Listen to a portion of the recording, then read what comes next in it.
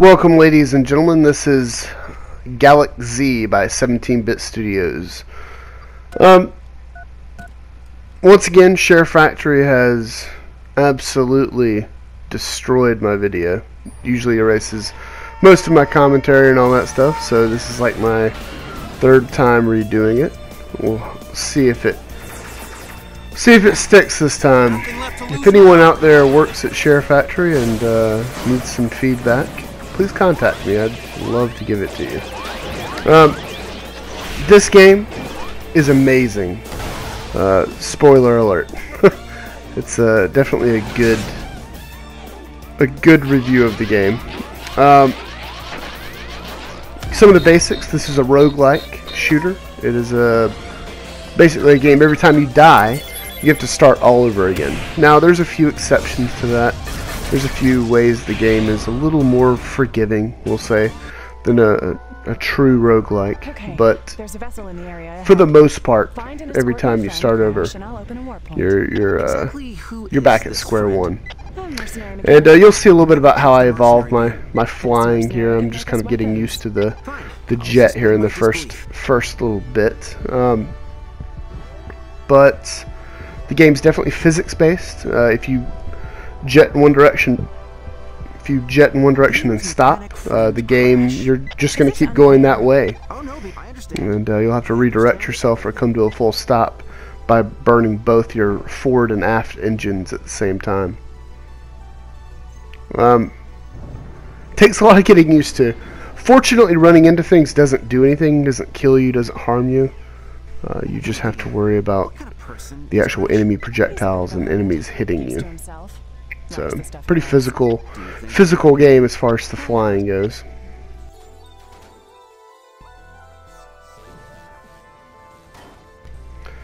You'll definitely see from the beginning of the video to the end of the video, my flying and my combat evolves a lot. For one, I never took advantage of the environmental hazards that the game puts in. I never really took advantage of the factions. The factions will actually fight each other. You'll see there a bug is fighting the Imperials, I believe. All of these things come together. The AI is incredibly intelligent.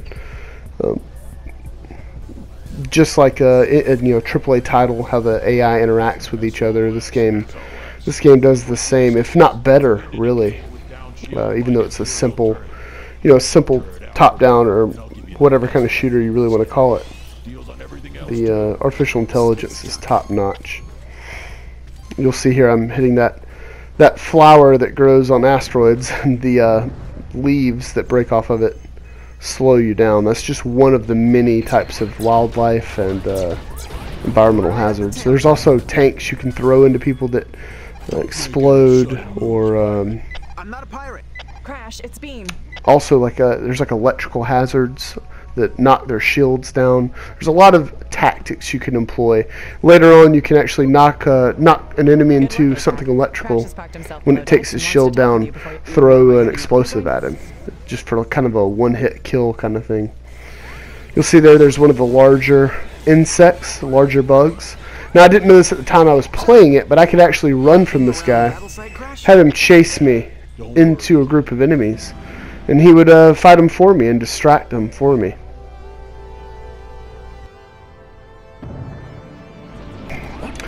You'll see right before I get to an enemy, I can see on the radar, basically the radar is just some arrows that appear on the edge of the screen that tell you what type of enemy is in what direction. So you don't ever really run up on an enemy without knowing they were there, unless you weren't paying attention, which can happen when you're running from one enemy to another. So always kind of be mindful of those arrows in the side of the screen. You'll see there I'm starting to back up and fight a little more.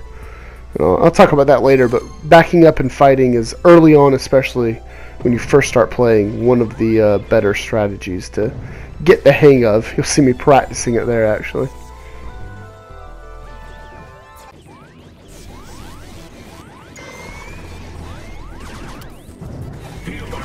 So here you're seeing the alien, the bug, actually starts attacking the Imperial, and I'm able to kind of get away from him if I was smart enough to know that I could get away from them. At this point, I was just basically shooting everything that moved. But in that particular situation, the bug actually killed the Imperial right at the same time it was dying. So pretty awesome.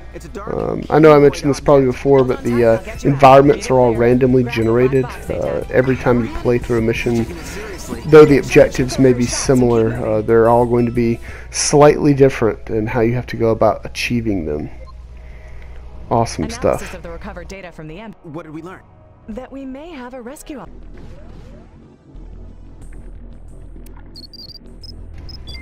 You'll get to see here some of the better explosions in any video game I've played. I know I mentioned it before, but just like the Macross anime, or a lot of other animes actually in that time frame, how they do that spherical explosion. I love watching it. The missiles even fire that way that they did in that anime, like Robotech or whatever. Pretty good stuff. Space junk.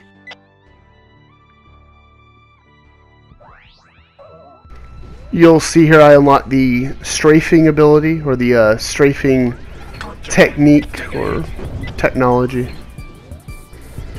Strafing is a little bit more of an advanced technique. Well, you get it pretty early, but to get good at it, it almost feels like you're balancing your jet whenever you start the strafing, and it's something I really just now kind of got the hang of. I'm still probably not the best at it, but I'm able to destroy some targets while I'm strafing. So I don't think I even tried it after I unlocked it. Not for a while anyway.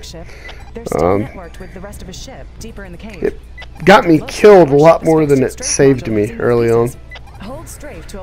Basically, the first tactic that I developed that was good, that really helped me out, was fighting while going backwards. At first, you'll see, like here, I actually just went forward and then turned around, but actually using jets to propel you backwards, that's pretty cool. See, the lava comes out when you shoot it. But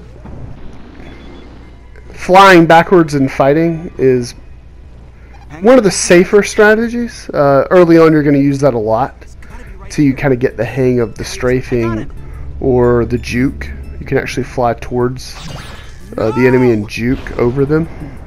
Actually, you can juke over, I didn't know this for a while either, but you can juke over any object in the environment. This game kind of lets you break that third wall, so to speak, and fly over things. Definitely a good ability to get used to. This is one of the enemy mechs. I believe this is the first one you have to fight. That's why the whole cutscene happened there. But you'll see me trying to kind of get used to flying backwards and fighting. When you unlock the mech, it's usually better to fight these mechs with your mech. You can actually parry their strikes with like a laser shield. And you've got your own laser sword. You see he's trying to hit me with one there. But all in all, pretty easy fight because he's the first one they throw at you. So, nothing to worry about. And this is the end of the first... No, I'm sorry. The next mission, I think, is the end of it. No, it's 5 missions. My bad. So I got 2 more. He's like a little mini boss. That first mech you have to fight. It's a lot of fun. This is Beam. She's the lady that gives you all of your missions. And some of the text in between missions is actually randomly generated. It's pretty cool. Every time you play a mission, it's a different kind of mission. The objectives might be the same, but the layout of the mission and the dialogue that you have between the characters is all different. That character you just saw there was Crash. He's the guy that sells you all your equipment. You'll see here I've got a different kind of laser that I bought from Crash using scrap that I picked up in-game.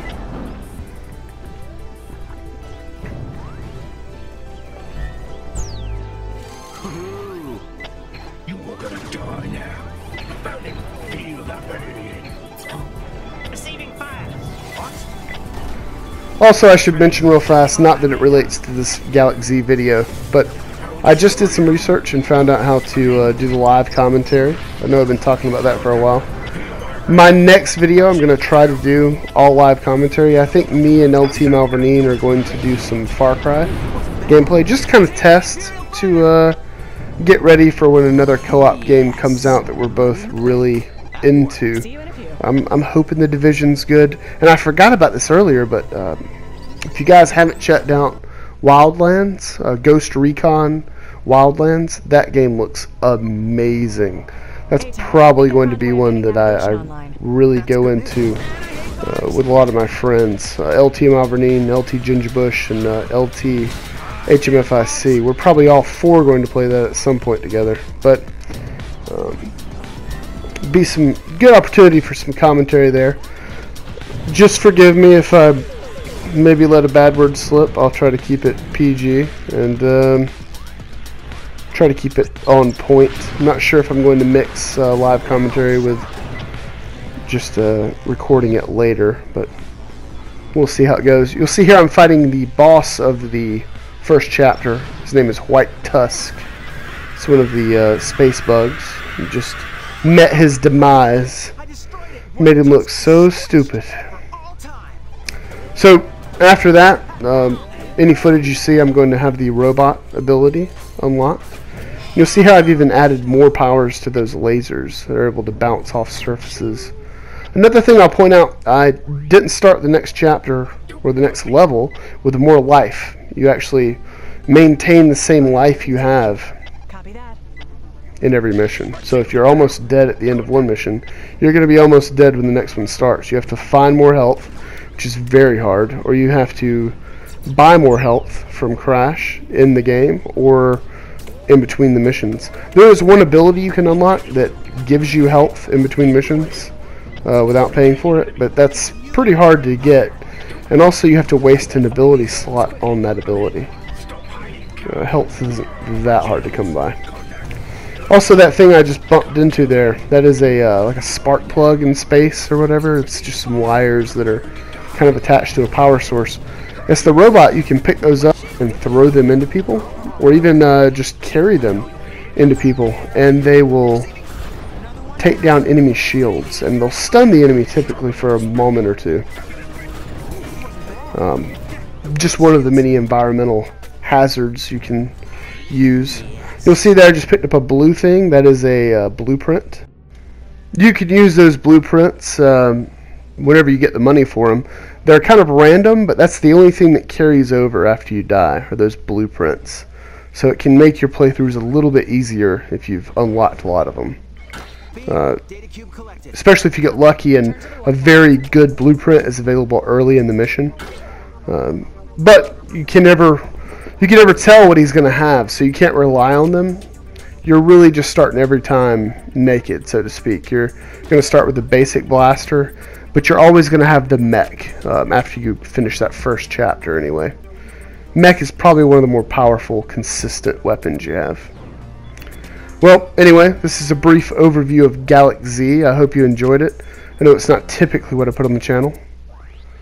Definitely check it out. Definitely get it. I think it's only $19. Worth it for the amount of replayability you're going to have. Definitely not the average shooter. Anyway, as always, rate, comment, subscribe, and I'll see you in the next chapter.